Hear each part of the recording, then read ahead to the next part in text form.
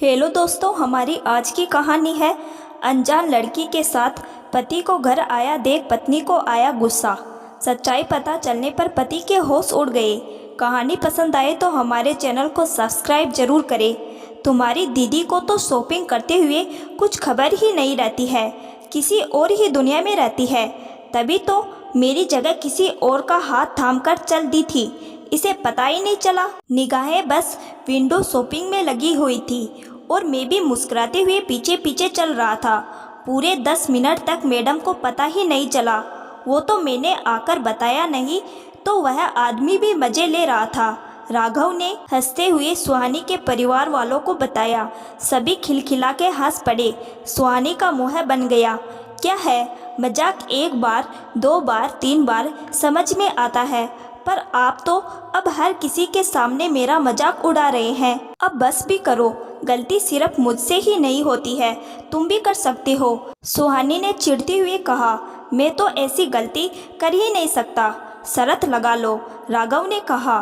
ठीक है, लगी शर्त, सुहानी ने मुस्कुराते हुए कहा। जब राघव दोपहर का खाना खाकर सुहानी को मायके से शाम को वापस ले जाने का कहकर वापस अपने ऑफिस चला गया, सुहानी सोच में डूब गई। क्या हुआ दीदी, बस इतनी सी बात, मैं हूं ना आपका भाई, आपकी हर मुश्किलों को चुटकी में हल कर देता था, याद है ना? हंसते हुए संदीप ने कहा। मेरे पास एक आइडिया है। और संदीप ने सुहानी के कान में अपना आइडिया बताया। उसे सुनकर वह हंसती। कुछ दिनों बाद सुहानी ने राघव के साथ पिक्चर देखने का प्रोग्राम बनाया। हमेशा की तरह राघव आखिरी वक्त पर पहुंचा। तभी उसका फ़ोन बजा। बातें करता करता हॉल के अंदर घुसने वाले गेट तक पहुंचा। सभी लोग अंदर जा रहे थे। उसके आंखों के सामने टिकट लहराया। सुहानी ने अपना हाथ बढ़ाया तो राघव उसका हाथ पकड़ हॉल में अंदर चला गया। राघव ने बात खत्म करके फ़ोन रखा, पिक्चर देखने में बिजी हो गया। फिर उसने धीरे से सुहानी का हाथ पकड़ लिया और सुहानी की गोद में रखे पॉपकॉर्न के डब्बे में से पॉपकॉर्न खाने लगा। वह सुहानी के कान में फुसफुसाकर कुछ कह भी रहा था। आज तुम बड़ी चुप चुप बेटी हो, राघव ने कहा। सुहानी ने उसे हाथ के इशारे से समझाया कि चुपचाप पिक्चर देखने दो। इंटरवल के ठीक पहले फिर राघव का फ़ोन बजा। राघव बात करते हॉल से बाहर निकल गया।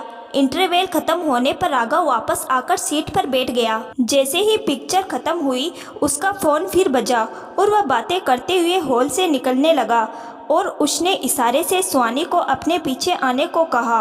हॉल से बाहर निकलकर राघव ने बात करते करते ही अपनी बाइक स्टार्ट करी। सुहानी ने अपना चेहरा राघव के कंधों पर रखा और अपने दोनों हाथों से उसकी कमर पकड़कर बाइक के पीछे बैठ गई। राघव को थोड़ा आश्चर्य हुआ, पर वह बातों में मशगूल था। बात करके उसने फ़ोन रखा, बाइक स्टार्ट कर दी। जैसे ही वह घर पहुंचा, उसके सामने सुहानी को पाया। राघव को कुछ समझ में नहीं आया। उसने चौंक कर अपने पीछे देखा। एक बेहद खूबसूरत सी लड़की हैट और गोगल पहने गुलाबी सूट में बाइक से उतरी। डार्लिंग, यह क्या, तुम मुझे घर ले आए? कितने प्यार से पिक्चर देखी, हाथों को थामकर। कान में तुमने मुझे इतनी प्यार भरी बातें करी, आई लव यू कहा। कहीं बाहर खाना खाते जाने मन? उस लड़के ने शर्माते हुए राघव के करीब आते हुए कहा। सुहानी ने गुस्से में पूछा, राघव किसके साथ गए थे? कौन है ये चुड़ैल? राघव की तो सिट्टी पिट्टी गुल हो गई। कुछ बोलते ही नहीं बना। सुहानी, मुझे नहीं पता यह कहाँ से आ गई, तुम कहाँ थी? मैं कसम खाकर कहता हूँ, राघव बोलता ही गया। सुहानी ने कहा, राघव हमारी शादी को पूरे 1 साल हो चुके हैं और तुम मुझ में और इसमें फ़र्क भी नहीं कर सकते। जब देखो अपने फ़ोन में इतने खोए रहते हो कि कुछ पता ही नहीं चलता तुम्हें। सच बताओ राघव। राघव का मुँह थोड़ा छोटा सा हो गया। तभी सामने राघव के दोस्त निखिल और अनुज तालियां बजाकर हंसने लगे। क्या हुआ, हो गई ना गलती? सुहानी ने कहा। राघव ने हाथ जोड़कर उस लड़की से कहा, बहन जी, मैं आपको नहीं जानता, आप कौन है? उस लड़की ने अपने गोगल उतारे, सिर से हेट और वीक हटाया। क्या जीजाजी, आप दीदी को तो नहीं पहचानते, पर कम से कम मुझे तो पहचान लो, आपका इकलौता साला हूँ। हंसते हुए संदीप ने कहा। और तुझे हम दोनों ही बार बार फ़ोन कर रहे थे। हंसते हुए राघव के दोनों दोस्तों ने कहा, क्यों, क्या हुआ? हमेशा मैं ही गलती कर सकती हूँ। तुम भी तो अपने फ़ोन में इतने बिजी हो जाते हो कि तुम्हें पता ही नहीं चला कि तुम्हारी बीवी है या कोई और। तुमसे भी गलती हो सकती है, सुहानी ने कहा। राघव ने अपने कान पकड़ लिए। उसे सारा माजरा समझ में आ गया।